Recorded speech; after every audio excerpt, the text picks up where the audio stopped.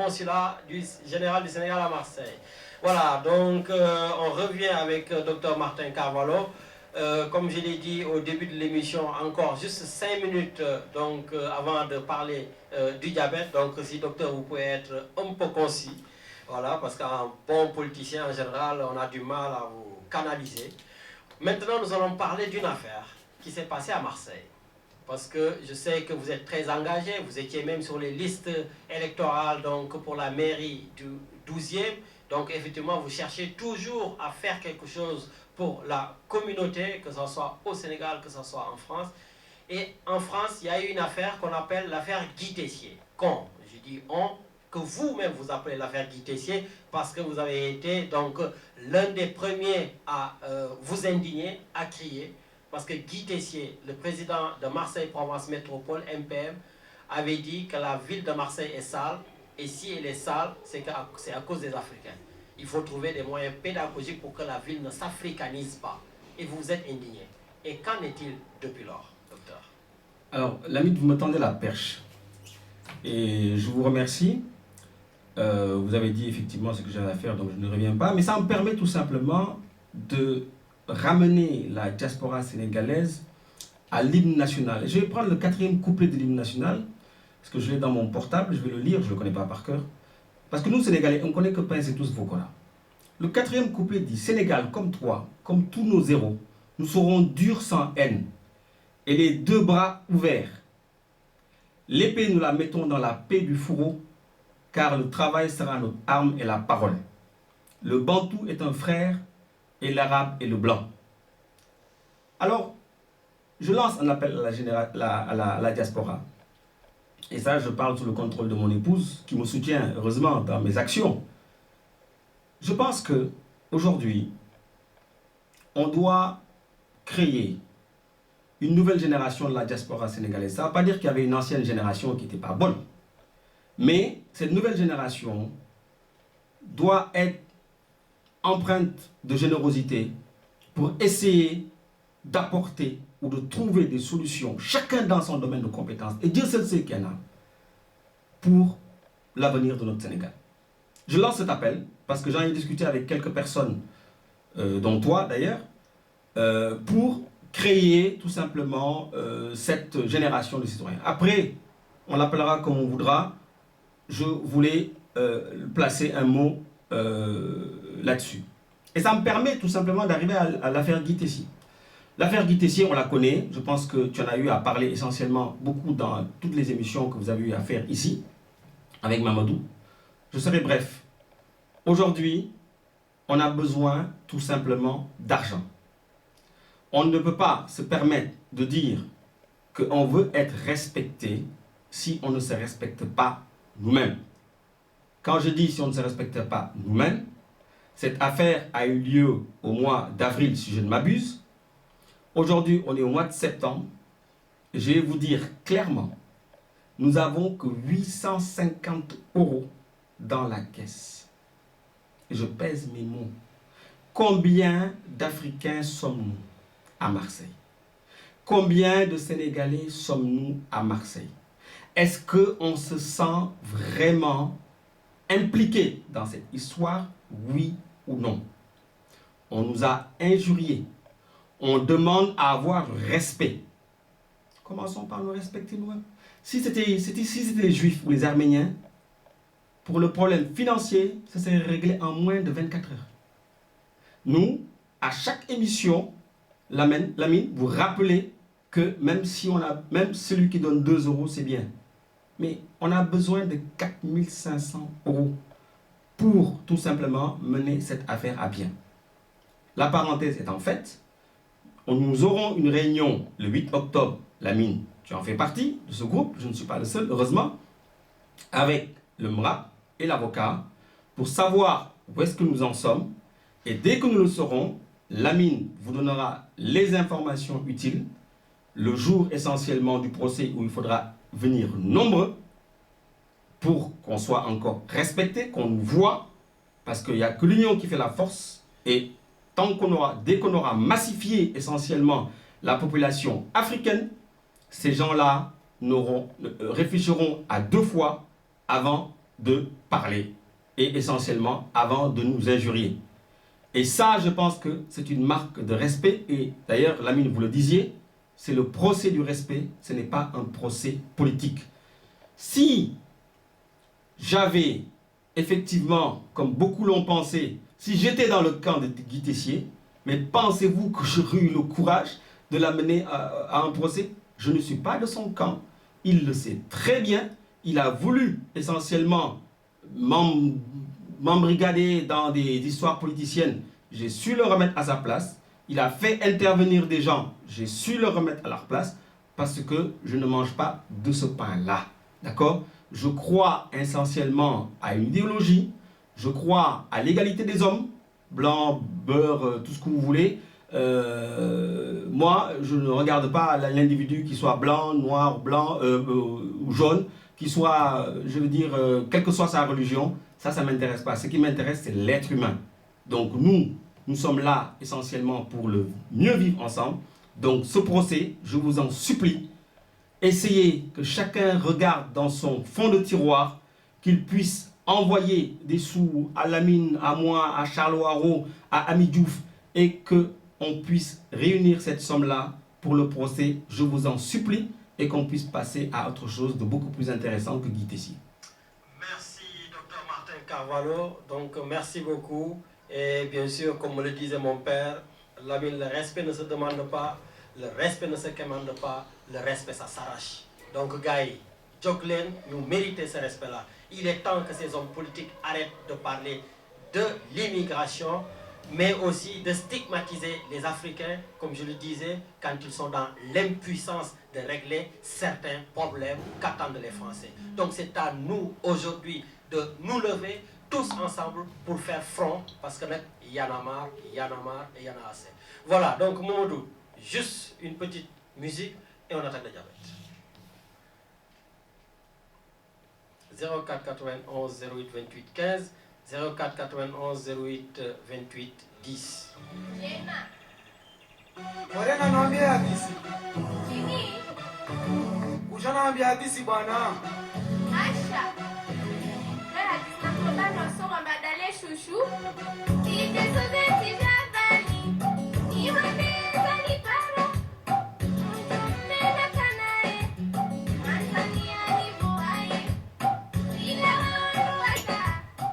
Ifana isawalawa.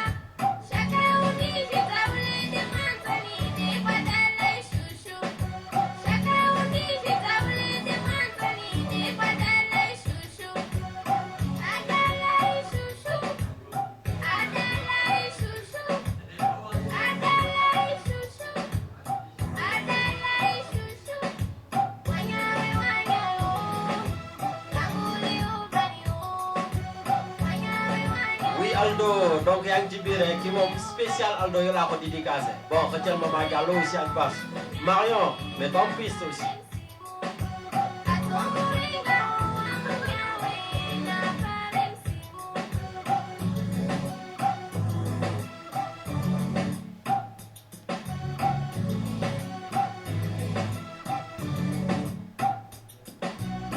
Wawe benine tulia.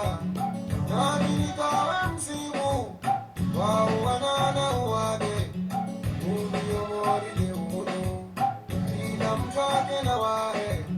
Riparara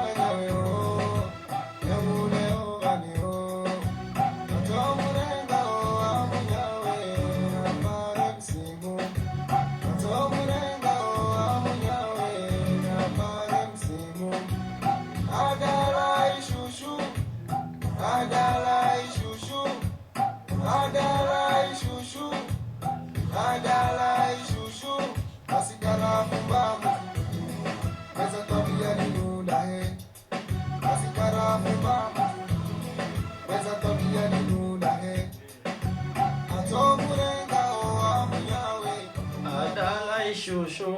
Bon, ça c'est pour Matar. Allô, allô. Allô. Allô, allô. Allô, allô, bonjour Lamine.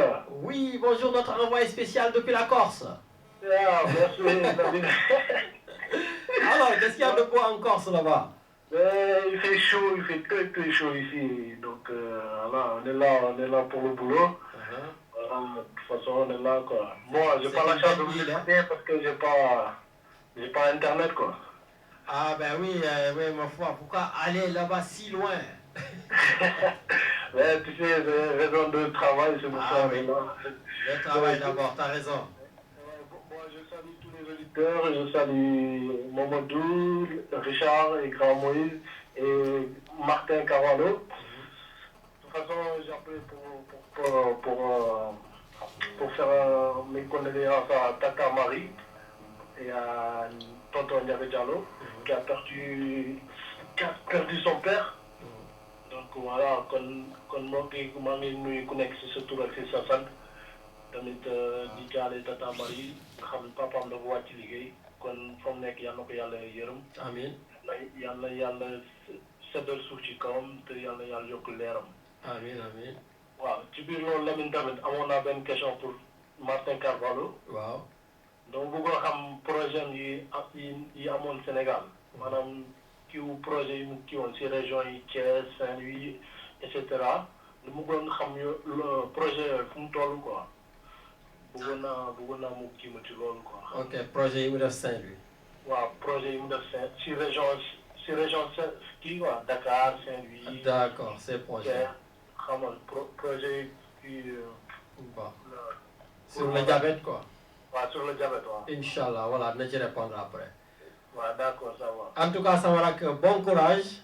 ok Et puis xam naa ba dimanche prochain. waaw ba dimanche prochain Inch'Allah. Allez, jaajëf my boy. allez bon courage bonne émission. Merci, merci. Voilà, donc Matar d'ailleurs Momodou nous permet d'attaquer directement le diabète. Voilà, donc sans transition, nous allons partir avec donc le docteur Martin Carvalho. Je vois qu'il y a les messages de Biran Diallo, tout ça qui arrive. Voilà, donc docteur, avant qu'on ne... Oui. Oui, avant qu'on donne la parole à docteur Martin, c'était pour rebondir sur le message de Mortal. Et puis toute l'équipe et nos invités, et tout au nom de ma famille aussi, on transmet nos sincères condoléances à Ndiaye Diallo et à sa femme. Donc, paix à son âme, que la terre sera très légère et que Dieu l'accepte bien sûr dans son paradis plutôt vivre. Voilà, et malheureusement, l'une est éternelle, malgré tout, la vie continue. Voilà, donc merci Momodou. Effectivement, donc en tout cas, Ndiaye Diallo et son épouse, en tout cas, remercient toute la communauté marseillaise, remercient tout le monde vraiment sur leur soutien. Voilà, en tout cas, nous viens de remercier, mais Khamnani, peut-être durant l'émission ou peut-être dimanche prochain, en tout cas, voilà, certainement il appellera pour remercier tout le monde. Voilà, donc nous allons enchaîner directement. Docteur Martin Carvalho, le thème principal, c'est le diabète. Qu'est-ce que le diabète? Alors, moi aussi, je vais m'associer, même si je l'ai fait par texto à mon ami Ndiaga, pour cette peine qui a touché son épouse et lui-même. Hein, voilà. Et donc, bon courage Ndiaga et bon courage Marie. Alors, pour répondre à ta question, simple, je pense que c'est une définition de l'OMS qui n'est pas de moi, hein, qui dit que le diabète, c'est essentiellement lorsque la glycémie, c'est-à-dire le taux de sucre, est retrouvé lors d'un bilan sanguin à jeun à 2 reprises, donc à jeun, je dis bien à jeun, depuis au moins 12 heures, à 2 reprises, lorsque cette glycémie est supérieure ou égale à 1,26 g, n'est-ce pas? À 2 reprises, j'insiste bien, on devient diabétique. Ou bien, si à tout moment de la journée, une glycémie est faite et qu'on retrouve 2 grammes par litre. Donc voilà la définition du diabète pour répondre de façon très brève. Définition bi nga defal ma ko en wolof parce que nag aussi voilà tu vas te débrouiller je sais pas comment mais tu vas te débrouiller parce que quand même voilà fii sama ñaar dërëm wolof yi naka góorgóorlu fii dañu fi bëri ay mère ak ay pa yoo xam ne ñoom ñëpp ak ñuy déglu te ñoom ñëpp malheureusement dañu am diabète donc bëgg naa nga wax leen de manière simple lan mooy diabète ak aussi lan la ñu mën a peut-être éviter balaa ñuy jël question yi. Alors, diabète bi mooy tout simplement saa su ñu jëlee sa deret par prise de sang bu la sa docteur prescrire le matin ci suba si à jeun balaa ngay lekk dara si ci ñaari yoon soo amee benn taux c'est-à-dire dosage sucre bi ñu ko ci prise de sang bi su ëppee 1 gramme 26 si ñaari yoon à ce moment là nit ki kat diabétique na wala ci n'importe quel moment ci journée bi n'importe quel waxtu ci journée bi su ñuy jël defalee prise de sang su ëppee 2 grammes par litre nit ki diabète la waaye léegi naka la ñuy mun def pour éviter diabète day metti parce que diabète dafa am différents types de diabète am na diabète yoo xam ne ndeysaan c'est lié à la génétique mooy ce qu'on appelle le diabète de type 1 mooy ñoo xam ne ñooñu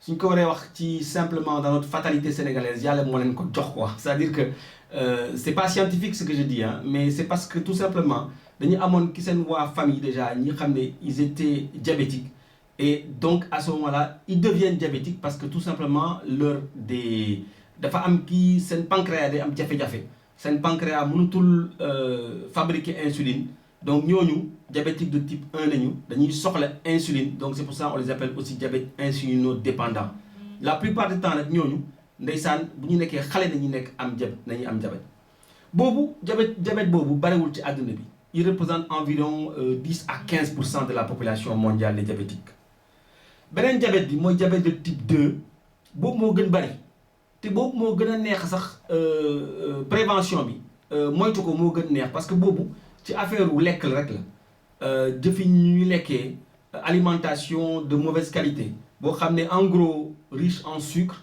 et riche en graisse mooy tax nekk peut-être nit ki mën a mujjee nekk diabétique voilà donc ñaari aliments yooyu suñ ko mënee éviter ça devrait effectivement amener à éviter la majeure partie des diabétiques de type 2 qu'on appelle diabétiques non insulinodépendants c'est-à-dire que ñoom du problème mu insuline nañu am moo tax ñooñu dañ leen faj ak ay comprimés mais le plus souvent ces gens-là dañuy am yaram c'est pour ça que j'ai toujours l'habitude de dire que si on regarde la courbe de l'obésité avec la courbe du diabète c'est une courbe exponentielle mais qui est en même temps parallèle parce qu'il faut savoir qu'aujourd'hui dans le monde il y a environ 2 milliards de personnes qui sont obèses et environ à peu près d'ici, on nous dit que d'ici 2025, on aurait pratiquement 500 millions de diabétiques dans le monde. Dépistés. Parce que am na ñoo xam ne am nañu diabète te kenn xamul ko am nañu diabète ñoom sax xamuñu ko am nañu diabète donc qui ne sont pas dépistés et qui ne sont pas répertoriés. Donc voilà foofu laay mën a yem pour tënk lu gàtt pour essentiellement may nit yi mun am yeneen question.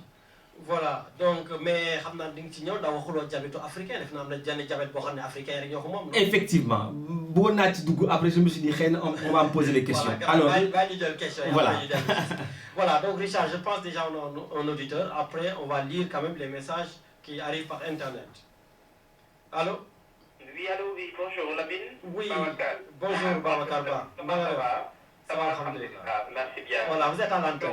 Oui, bonjour Richard, bonjour Mamadou, bonjour grand frère, vraiment je voulais appeler, j'appelle avec beaucoup d'affection et de pincement au cœur pour féliciter mon grand frère Martin Carvalho et vraiment pour Nyanon Koyalo aussi, puisque grand Martin, aujourd'hui tu fais non seulement la fierté de tout le Sénégal, mais la fierté de tout Africain et surtout et principalement des Africains de la diaspora, parce que vraiment... les actions que tu poses en permanence sur le Sénégal, être au service de sa patrie, sans contrepartie pour moi, c'est l'une des plus belles preuves de patriotisme. C'est là où vraiment, puisque si on prend juste l'exemple du centre de traitement de diabète que tu as ouvert à Thiès, alors que tu as liberté de Ngedek, ça je pense que c'est vraiment une très belle preuve de patriotisme. Et le général de Gaulle avait dit une chose qui est fondamentale. Il avait dit qu'on ne fait rien d'extraordinaire sans hommes extraordinaires. Et les hommes ne sont extraordinaires que s'ils sont déterminés à l'être. Ça, c'est ce que le général de Gaulle avait dit. Maintenant, moi, je suis vraiment très préoccupé par l'appel de la diaspora, l'émergence d'une nouvelle diaspora, Et je voudrais non seulement te féliciter, mais je voudrais aussi te dire que cet appel-là va trouver un écho extrêmement favorable. Parce que, comme Nico Waché, à travers le monde, beaucoup de personnes travaillent pour l'émergence d'une nouvelle diaspora africaine. Et cette nouvelle diaspora africaine-là, l'un des premiers principes, c'est éviter d'être politisé, puisque malheureusement, la politique a fini de nous faire comprendre que ça ne marche pas en Afrique. Et que vraiment, si on veut tirer l'Afrique de demain, ce n'est pas à travers des discours politiciens. Moi, je vais juste parler concrètement par rapport à l'appel que tu lances, par rapport, en tout cas, à la banque sur la diaspora, puisque effectivement, comme nous nous avons beaucoup échangé là-dessus. Il y a de talentueux Africains un peu partout dans le monde, ils sont mobilisés sur le projet. D'ailleurs, je devrais partir à la fin du mois en Italie, puisque là-bas, on lancera le premier fonds solidaire diaspora depuis l'Italie, pour effectivement pouvoir financer, en levant des fonds au niveau de la diaspora, des projets comme, je l'espère demain, le centre de traitement de diabète à Saint-Louis, qui était très cher. Donc c'est vraiment dire aujourd'hui, grand, que moi je voulais te remercier, je voudrais t'encourager encore, parce que vraiment, et le banquier que je suis, étant ton banquier, je sais aussi que tu crées beaucoup d'emplois au Sénégal, ça je peux me permettre de le dire à l'antenne, et te féliciter, puisque aussi ce que les gens ne savent pas, c'est que moi je peux le dire à l'antenne, Martin Carvalho crée beaucoup d'emplois au Sénégal, puisque les virements de salaire, c'est moi qui les passe. Donc merci aussi pour ça, puisque au-delà des discours, il y a concrètement des actions grandes que tu poses. Et de mon vraiment, je voudrais combattre là, qu'il te garde, qu'il te fortifie. Mais je voudrais aussi lancer un appel aux gens de la diaspora pour leur faire comprendre que l'État du Sénégal, vraiment, et les États africains n'ont pas les moyens de leur politique. C'est-à-dire qu'il faut que les gens puissent comprendre cela. Au moment où je parle, l'État du Sénégal est en train de préparer une note d'information pour lever 75 milliards de francs CFA sur le marché obligataire. C'est-à-dire que chaque matin, nos États sont à la recherche de nouveaux financements, puisque nous sommes déficitaires. Donc, il ne faut pas qu'on s'attende à ce que les États fassent tout. C'est impossible. Puisque ce que les hommes politiques ne disent pas, c'est que chaque matin, ils sont sur les marchés financiers pour trouver de l'argent. Maintenant, nous, l'examen de ce à quoi conduit la politique doit pousser qui que ce soit à ne jamais laisser qui que ce soit prendre des décisions sans pour autant être en situation de dire ce qu'on en pense. Comme tu l'as si bien dit, nous sommes des Sénégalais, nous sommes des Africains, nous avons l'obligation de trouver des solutions et de ne pas attendre qui que ce soit, qu'il soit président ou ministre, pour trouver des solutions. Donc je pense qu'aujourd'hui, les chiffres ont fini de démontrer, on parle de 800 milliards, mais les chiffres démontrent aussi que l'informel, c'est le double, c'est même pas 1000, on est aux alentours de 1500 milliards si on ajoute l'informel, puisque l'informel c'est beaucoup plus important que le formel.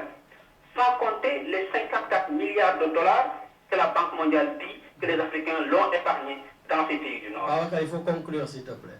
Oui, non, Lamine, oui, j'arrive. C'est-à-dire que c'est... Non, on a beaucoup d'appels et vraiment le thème c'est le diabète. Maintenant, prochainement, on peut parler économie ou tout ça. Mais là, pour le moment, c'est vraiment la maladie. Si vous menez vraiment Gauto, s'il te plaît. D'accord. Oui, alors, sur ce thème du diabète, Lamine, pourquoi j'insiste aussi? Puisque, effectivement, le docteur Carvalho a lancé un appel extraordinaire par rapport au financement de structures pour traiter le diabète. Et c'est là aussi où je voudrais vraiment dire que, en tout cas, Inch'Allah, on réfléchira ensemble sur ces questions-là, puisque les financements, de toute façon, ce sera à nous de les trouver. Les États ne sont pas en mesure de le faire. Maintenant, pour éviter les débats politiciens, vraiment, grand, je voulais encore te féliciter et te dire vraiment que nous les ñaanal et que nous restons mobilisés avec toi à trouver des solutions. Donc, merci encore pour tout. Merci beaucoup, Babacar. Merci, au revoir.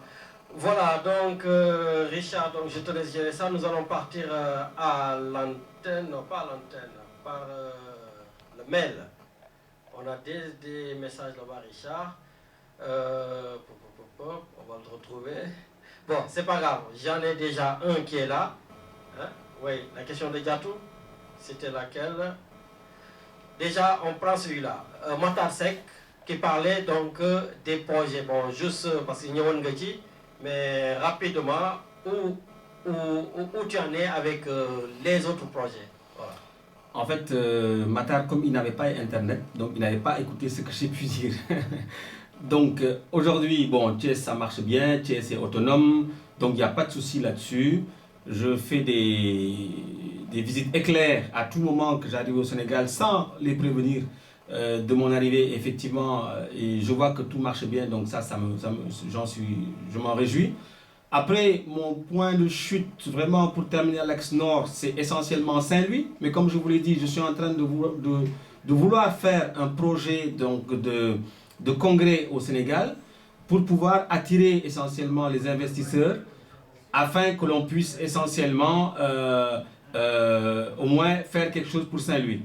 Puis après, il faudra aller essentiellement dans le sud, essentiellement à l'est, peut-être vers Tambacounda, puis après vers le sud, vers la Casamance, et remonter essentiellement vers Kaolack pour que le Sénégal puisse un peu, même si toutes les régions ne peuvent pas avoir de centre, à mon grand désarroi, mon objectif c'est qu'on puisse avoir un centre dans chaque région, et ça c'est quelque chose de possible. Parce que si je vous dis que si on ne doit pas construire, ça risque de nous coûter la moitié. 50 millions de francs CFA, ce n'est pas la mer à boire, ce n'est que 76 000 euros. Et je pense qu'aujourd'hui, si on monte notre sérieux, je pense qu'on peut arriver à faire venir des investisseurs. Moi, ça ne me coûte rien de faire chaque année un congrès au Sénégal. Ça fait venir des touristes au Sénégal, c'est-à-dire des médecins français qui vont arriver. Et les laboratoires seront heureux de venir de voir ce que l'on fait et essentiellement de nous aider de par leur participation pour que au moins le problème du diabète puisse être résolu au Sénégal. Enfin, résolu, prise en charge, parce qu'on ne résout pas malheureusement le diabète. Voilà, donc juste on va enchaîner avec la question de Diatou. Donc Diatou te demande, est-ce que les produits qui arrivent au Sénégal et qui sont interdits en général en Europe ne sont pas souvent les causes parce qu'ils produisent, enfin ils ont encore beaucoup d'additifs, voilà, qui ne sont pas en tout cas homologués. Est-ce que ce n'est pas dû à ça? Alors, je ne sais pas de quel produit parle ma sœur Diatou. Par exemple, le lait, parce qu'on a une profusion de lait au Sénégal. Effectivement. En fait, tout à l'heure, je n'ai pas voulu rentrer dans le vif du sujet par rapport à l'alimentation. Il faut savoir que ces produits-là, comme le lait contient du sucre, mais je n'ai pas la science infuse pour dire que, parce que je ne suis pas un responsable commercial dans le domaine du lait, mais je pense que comme tout pays qui se respecte, tout produit qui devrait rentrer essentiellement dans ce pays-là doit faire l'objet d'une étude au préalable avant qu'il ne rentre dans le pays. Parce que pour qu'il rentre dans le pays, il aurait fallu essentiellement qu'il y ait l'autorisation de mise sur le marché, qu'on appelle l'AMM ici. Et l'autorisation de mise sur le marché, avant qu'elle ne soit faite, il faut que nos autorités sanitaires puissent étudier le produit, le faire venir, le tester en échantillon d'abord, et essentiellement voir quels sont les avantages et inconvénients avant de pouvoir le mettre sur le marché. C'est comme ça que ça se passe naturellement, habituellement, y compris même pour les médicaments. Mais au Sénégal, je ne dis pas qu'il n'existe pas de structure comme ça. S'il n'en existe pas, il faudra effectivement la mettre sur place. Et s'il en existe, parce que je ne suis pas au Sénégal, donc je ne suis pas censé tout savoir ce qui se passe au Sénégal, je n'ai pas cette prétention-là. S'il en existe, il faudrait que des gens compétents, sérieux, puissent prendre effectivement en charge là. Encore une fois, sans intérêt partisan ni particulier, parce qu'on a eu à entendre des gens qui ont fait rentrer de l'insuline au Sénégal pour des intérêts personnels et particuliers au détriment de la population. Donc, c'est grave. Voilà, donc on reste un peu avec Diatou qui veut savoir, est-ce que le glucose traite tous les comas diabétiques? Alors non. Parce qu'elle a dit qu'au Sénégal, et malheureusement elle a quelqu'un de sa famille qui en est décédé, effectivement, dès qu'on t'amène coma diabétique, on te fait une perfusion de glucose. Alors, cette question est terrible à la fois parce qu'il y a des personnes dont on ignore le diagnostic de diabète et dès qu'ils arrivent à l'hôpital, des perfusions sont faites essentiellement de produits, soit de sérum glucosé, ou bien même quelquefois une corticothérapie selon la pathologie et le traitement qui est nécessaire. Je pense, et ça m'avait interpellé à l'époque, raison pour laquelle j'étais en négociation avec les laboratoires pharmaceutiques ici au Sénégal, et j'en viens parce que j'ai eu à rencontrer la directrice nationale de la pharmacie d'approvisionnement du Sénégal, et j'ai interpellé cette dame en lui disant qu'il faudrait faire attention à la problématique du diabète. Il faudrait qu'on puisse dépister les diabétiques dès l'entrée dans les structures, dans les cases de santé, dans les dispensaires, dans les hôpitaux. Et pour ce faire, je souhaiterais, ça c'est aussi un autre projet, je souhaiterais que dans toutes les structures que je viens de citer, on puisse avoir ne serait-ce qu'un lecteur de glycémie. Aujourd'hui, un lecteur de glycémie, ça ne coûte rien. Dans tous les services des hôpitaux en France, vous avez 1, 2, voire 3 lecteurs de glycémie dans chaque service.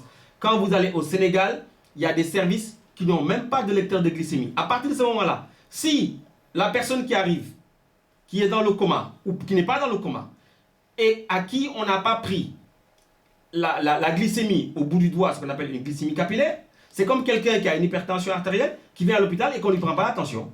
À partir de ce moment-là, si on le perfuse avec du sérum glucosé, vous comprenez bien que sa glycémie va augmenter, son diabète ne va que s'aggraver, son coma ne va que s'aggraver. Donc c'est un problème de prise en charge dès le départ, dès l'entrée. À l'entrée d'une structure hospitalière, on a ce qu'on appelle la prise de constante. Et cette prise de constante, ça suppose la température, le pouls, la tension artérielle et, bien entendu, la glycémie doit en faire partie de façon systématique. Ce qui permettra aux médecins de pouvoir être orientés pour savoir est-ce que ce coma est un coma hypoglycémique ou bien est-ce que c'est un coma hyperglycémique qui va entraîner une acidocétose, et à partir de ce moment-là, le médecin pourra faire essentiellement une prise en charge adéquate. Et mes collègues médecins qui sont au Sénégal, ils sont très compétents dans ce domaine-là et ils peuvent le faire. Mais dès qu'il n'y a pas de prise en charge initiale, les pauvres, ils sont induits en erreur et après, malheureusement, les gens décèdent. Voilà. Au moins c'est dit et c'est clair. Voilà, donc Richard, je pense, avant de donner les questions, il y a les questions de Biran Diallo, de Jean-Pierre. Vraiment, merci. Il y en a beaucoup qui ont respecté la procédure, qui ont envoyé beaucoup de mails. Et ça, c'est gentil. Mais nous allons partir à l'antenne. Allô? Allô? Allô, c'est vous? Et Moïse, Oui, bonjour, grand Moïse. comment allez-vous, chers amis? Ça va, vous êtes à l'antenne, nous le développons. Waaw, maa ngi leen di donc entrecoupé, mais aujourd'hui, bon, je suis quand même, je n'étais pas disponible, maa ngi ci jàkk ji am ay travaux yu ma fay def que je devais surveiller, donc je n'avais pas le temps de me libérer, et pour participer activement, j'ai écouté le début de l'émission. Martin, bon, je te dis, bon, salut frère, Mamadou et toi, Richard, tous, je vous dis bon dimanche. Bon, écoutez, Martin, en tant que médecin, déglu naa la, je ne reviens pas sur les actions que tu mènes, les gens en ont parlé, donc on le sait, que ça c'est, si tout le monde suivait cet exemple-là, beaucoup de choses, il a changé dans. On te félicite, on t'encourage pour que ça puisse continuer, pour que ça puisse aller de l'avant. Mais comme tu me connais, je ne suis pas un tireur de pompe, quoi. Donc, bon, là, parlons de la prévention. Vous savez, important, mieux vaut prévenir que guérir. Tu as parlé du CMU pour les enfants, qu'on ne peut pas nous gérer ça. Mais pourquoi ne pas revenir, Martin, à l'ancienne méthode? J'ai vécu ça, tu l'as vécu. Tout le monde savait que tous les élèves du Sénégal, particulièrement nous qui étions à Dakar, depuis le scolaire, on était suivis médicalement. Il y avait le centre médico-social qui se trouvait au stade Iba Mar Diop. Donc, on avait l'avantage, les parents avaient l'avantage que dans ces services-là, nous tous, on a eu la piqûre du TAB en 3 proportions. Piqûre de nous. Les dentistes sont venus voir notre dentition. Les ophtalmos sont venus voir nos yeux. Donc l'enfant était suivi. On avait un carnet de santé depuis le primaire qui nous suit jusqu'à notre âge adulte. Oui, grand. Non, attends. Il faut poser une question sur le diabète, parce que le diabète est là, s'il te plaît. Mais moi je parle, le diabète on en a parlé, moi je parle de la santé, de la prévention. Mais grand, c'est pas le thème malheureusement. Bon, Martin, est-ce que vous ne pensez pas que pour prévenir le diabète aussi, quand les gens sont suivis de leur plus bas âge, est-ce que aussi ce n'est pas une solution? Alors, c'est une que solution. les enfants dès leur bas âge sont suivis, des prises de sang, et tout ça, on pourra prévenir. C'est de la prévention que je parle. La prévention peut se faire, effectivement, en passant par l'information. Dès la maternelle, ça peut se faire, effectivement. Donc, c'est de ça que je parlais, dès le bas âge. Tu vois, et le sport aussi. Qu'est-ce que vous pensez du sport et que pourquoi aussi sur la prévention, les enfants dès le bas âge, le sport aussi, ça fait partie de la prévention. Alors ça, je viendrai tout à l'heure dans les questions de thérapeutique. Voilà, ça je reviendrai Moïse, il n'y a aucun problème. Je reviendrai dans les questions de thérapeutique. Ok, grave. Merci. Voilà. Merci beaucoup. Voilà, nous allons donc continuer. Richard, si je peux avoir d'autres questions. Voilà, j'ai une question qui me vient de Medoun Jean-Pierre Sec qui nous écoute du côté de la Suisse. Il dit, qu'est-ce que, docteur, vous pensez du attaya, le thé? Est-ce que le thé peut être source de diabète ou pas? Alors, il ne faut pas confondre.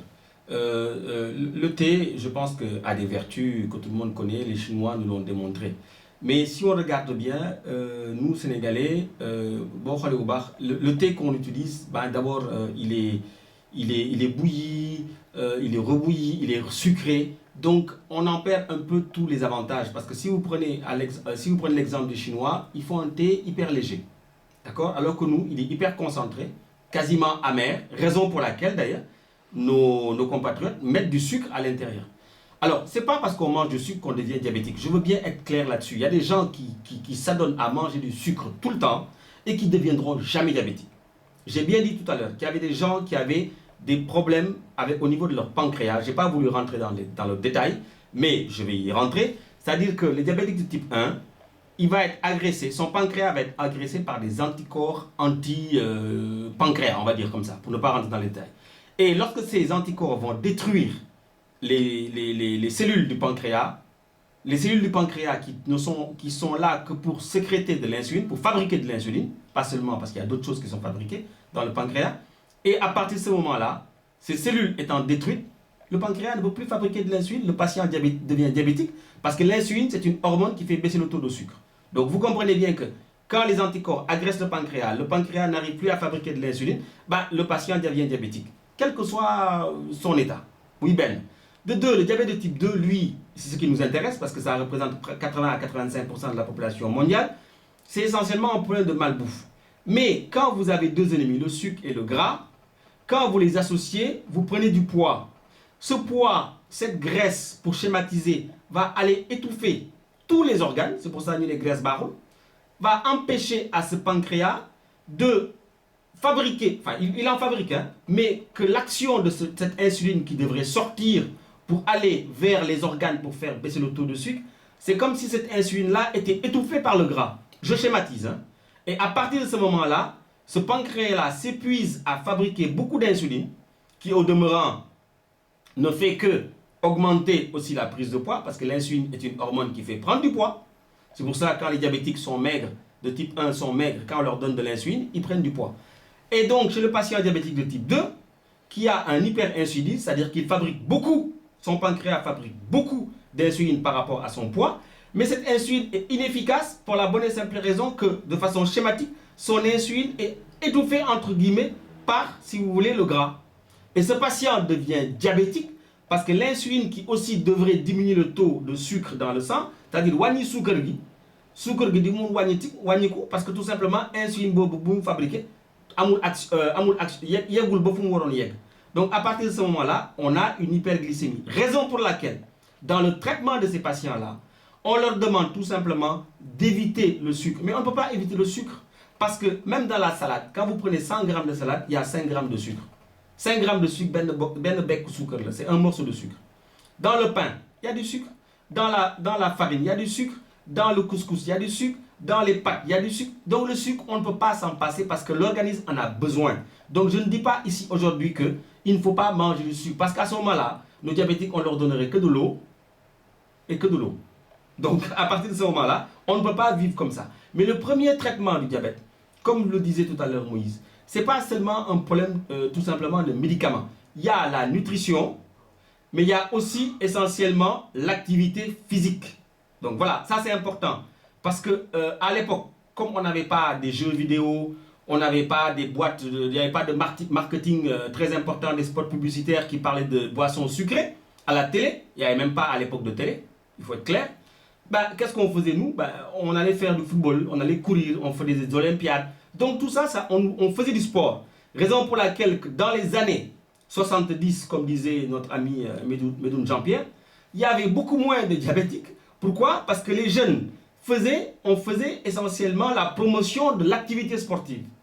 Aujourd'hui, je ne sais pas, parce que je ne suis pas tout le temps au Sénégal, mais le peu de temps que j'y reste, je ne vois pas la promotion de l'activité sportive. Je vois la promotion de beurre Jadida, je vois la promotion des produits sucrés, et à partir de ce moment-là, les gens s'y adonnent. Et aujourd'hui, le tchéboudienne, qui était essentiellement fait de poissons et de légumes, aujourd'hui dans le tchéboudienne, on a du sucre, on a du sel, on a... Nous l'aimons tchéboudienne. À partir de ce moment-là, comment voulez-vous? Les gens mangent mal, font pas d'activité physique, mangent gras, mangent sucré, ne font pas d'activité physique. Ils prennent du poids, comme je vous le disais tout à l'heure, et l'obésité est un des premiers responsables, et la première responsable de diabète, sans compter le cancer, l'hypertension artérielle. C'est ça le problème. Ce n'est pas seulement le diabète, hein. Il y a d'autres pathologies qui sont liées à l'obésité et qui posent problème et qui tuent nos populations. Docteur, on est submergé de mails, de SMS, tout ça. Vous aussi, si vous pouvez faire court, ça va nous arranger. Je sais que c'est pas évident. Je suis tellement passionné par ce que je fais que je suis désolé. Eh oui, donc voilà. En tout cas, ça arrive. Par exemple, on a des encouragements qui nous viennent donc de Mamsey. Donc voilà, Mamsey vous encourage et qui dit qu'on a besoin de personnes comme vous.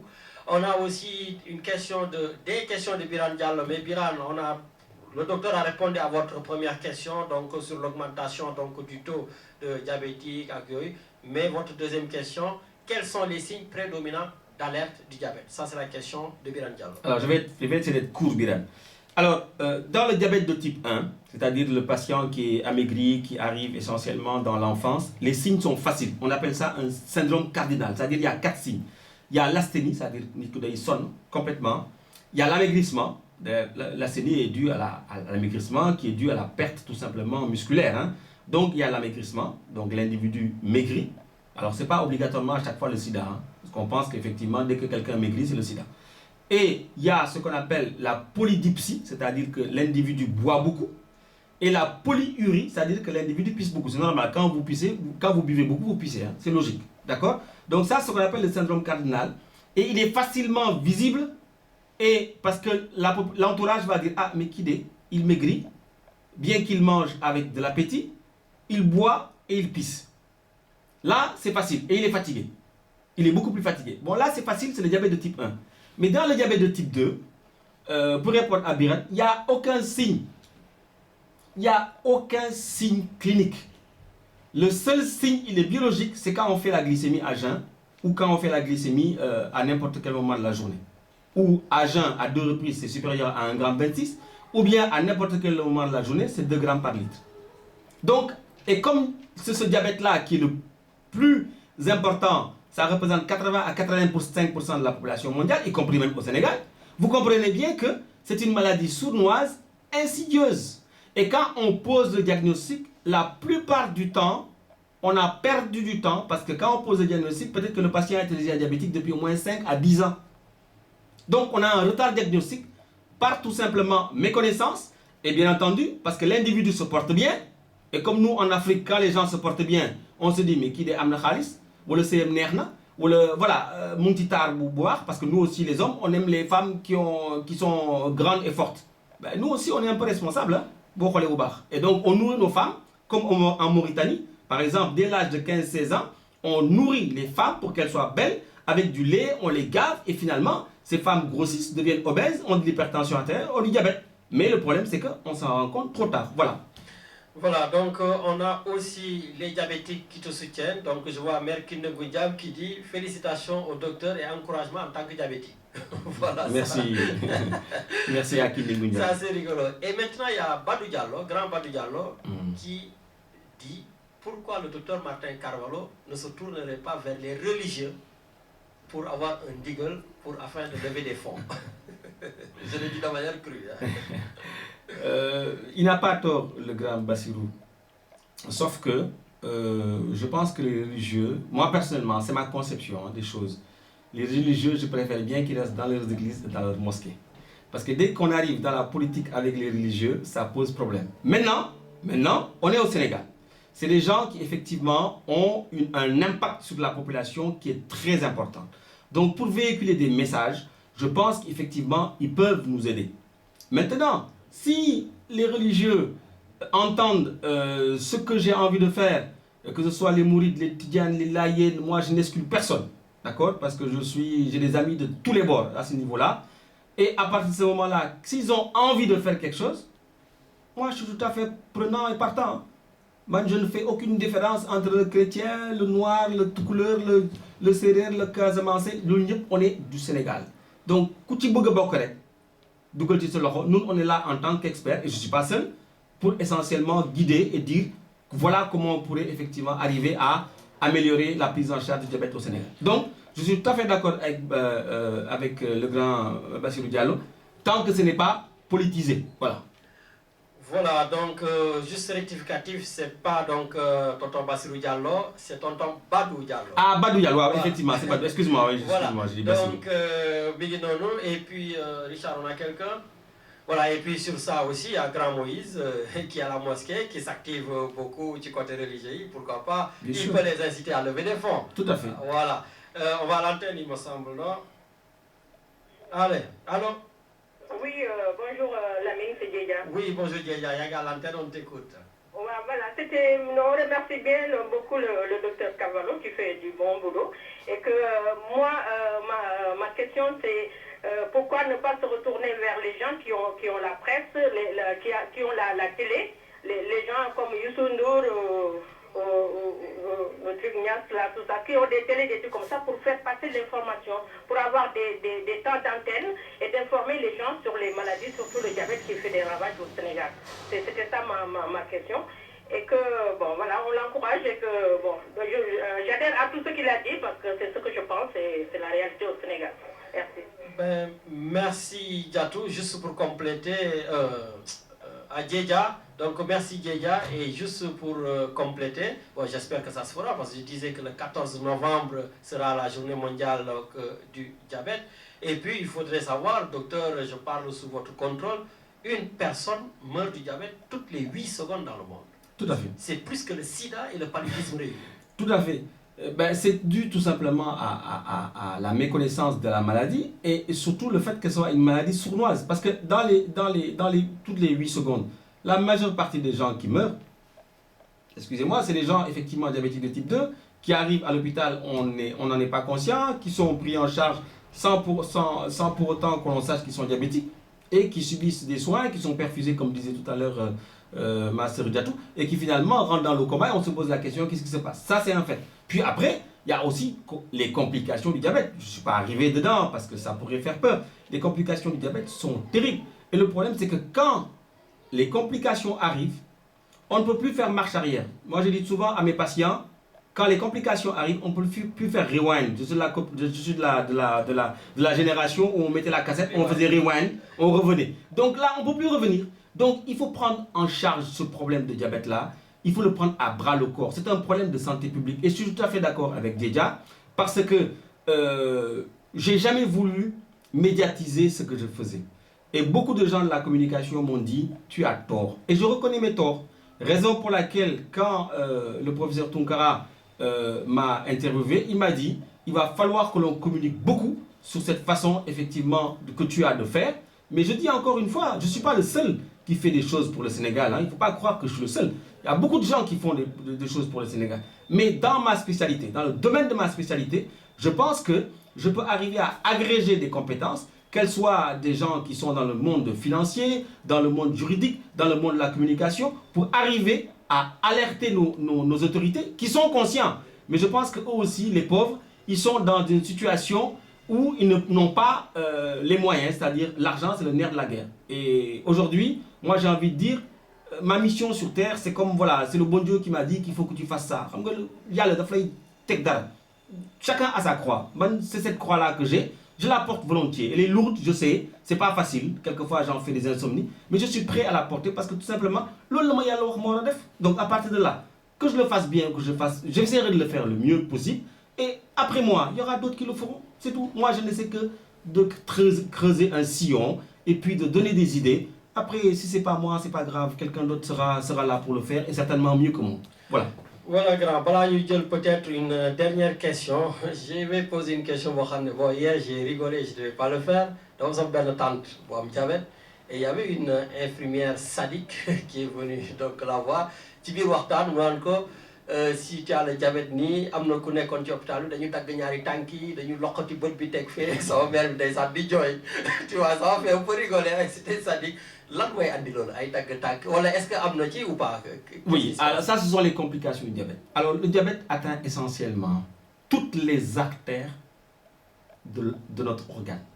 Alors comme artères yi ñoom ñooy indi deret yi ci organe bu ne ci bët ci lamiñ ci nopp ci cerveau ci cœur ci rein ci tànk donc ci poumon organe bu am ci suñu yaram rek deret bi ça vient des artères. Donc vous comprenez bien que si ces artères là sont encrassées voire bouchées par le sucre dont je parlais tout à l'heure, parce que le diabète c'est une hyperglycémie, c'est-à-dire taux de sucre bu yokku. Et le problème c'est que ce sucre là se transforme en graisse, ou bien cette graisse qui est consommée, qui va aller boucher les artères. Vous comprenez bien que si l'organe qui est derrière cette artère là n'arrive pas à apporter le sang à cet organe là, ben cet organe devient un organe qui va faire ce qu'on appelle un infarctus, c'est-à-dire qu'il ne va pas recevoir le sang nécessaire. Ce qui explique que quand ça arrive au pied, les artères du pied ne sont plus nourries, on arrive à faire une amputation d'un orteil, puis du membre, ainsi de suite. Quand c'est l'œil, c'est effectivement la cécité. Bon, je n'ai pas encore vu des gens à qui on a fait une énucléation oculaire pour faire du diabète. Non, ça n'existe pas, c'est exagéré. Ce qui explique aussi l'infarctus du myocarde, parce que les artères qui couronnent le cœur, ce qu'on appelle les artères coronaires, sont bouchées. À ce moment-là, l'individu fait un infarctus. Et quelquefois, c'est même dangereux, parce que dans l'infarctus du myocarde, toute personne qui fait un infarctus du myocarde ressent une douleur. Et chez les diabétiques, ils ne ressentent pas de douleur. Pourquoi? Parce qu'en dehors de l'atteinte des artères, les nerfs atteints, chez les diabétiques, les nerfs aussi sont atteints. C'est-à-dire que le sucre va se localiser au niveau des nerfs, et les nerfs n'arrivent plus à faire leur fonction, qui est de rendre sensible un organe. Donc, raison pour laquelle, chez les diabétiques, chez la plupart des diabétiques, ils peuvent faire un infarctus du myocarde, qu'on appelle un infarctus du myocarde à bas bruit. Mun nga gis kenn ku diabétique tëdd nelaw ëllëg si dugul ñu ne ndogalu yàlla boo xoolee bu baax suñu defee autopsie ñu ne kii dafa am infarctus du myocarde. Donc, comme ces complications-là sont des complications silencieuses, sournoises, dues à cette maladie qui elle-même est sournoise, moi, je me suis dit, vaut mieux prévenir que guérir. N'attendons pas. Prenons essentiellement notre bâton de pèlerin, communiquons, parlons, essayons de sensibiliser la population pour qu'on essaye, dans la mesure du possible, d'épargner ces gens-là qui vont devenir diabétiques, essentiellement liés à la malbouffe. Voilà. Voilà, donc nous allons prendre la dernière question et après le dernier auditeur. Dernière question, c'est Raya Dien qui demande: est-il vrai que les personnes âgées qui ont tardivement le diabète, c'est-à-dire en fin de vie, n'ont pas besoin de suivre un régime? Alors, c'est même pas en fin de vie. C'est-à-dire que le régime que je vais demander à un jeune, par rapport à quelqu'un qui a maintenant 75-80, son espérance de vie étant certainement beaucoup plus courte qu'un jeune de 20 ans, encore qu'il y a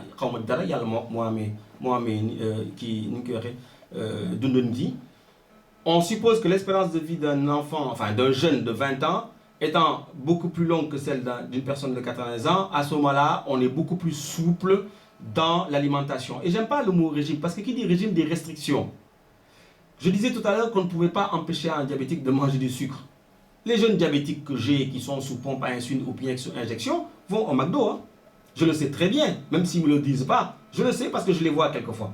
Donc partant de là, par contre, quelqu'un qui a 75-80 ans, on ne va pas lui dire boulek petit gâteau, alors que peut-être c'est un plaisir pour lui. Donc on s'adapte. On s'adapte dans le cadre alimentaire pour essentiellement amener à avoir une certaine largesse pour ces personnes-là. Je dis souvent, il est toujours interdit d'interdire.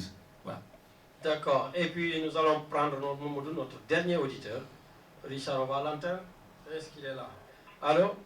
Oui, alors, Lamine. Voilà, Grand Diaga Diallo, vous êtes à l'antenne. Et vous serez le dernier intervenant. Voilà, non, ce ne sera pas long parce que j'ai vu que le chrono horaire ne permet pas trop de rester trop à l'antenne. Voilà, c'est pour remercier encore une fois de plus la prestation de Martin, ça ne nous étonne pas. mais je crois que ça a été, peut-être que si j'avais à noter, la meilleure émission de l'année de Radio Galère. Dans la mesure, avec toute la bonne potentialité intellectuelle qu'il a eu à démontrer par rapport à ce problème qui est hyper néfaste là, qui démolit, qui détruit des âmes et puis qui décime des familles et autres, qu'il a été hyper explicite et que je crois que ça doit être une première marche. Une deuxième marche doit se refaire dans un certain moment.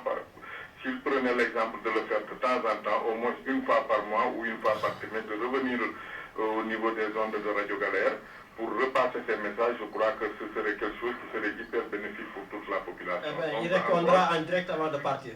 Voilà, donc encore merci une fois de plus à Martin et puis le fait d'avoir été très explicite. Voilà, bon, donc sur ça c'est un premier créneau qui m'ont poussé à appeler et le deuxième créneau c'est de pouvoir remercier encore une fois de plus toute la population marseillaise qui a eu à déployer franchement leur temps et leur soutien par rapport au décès de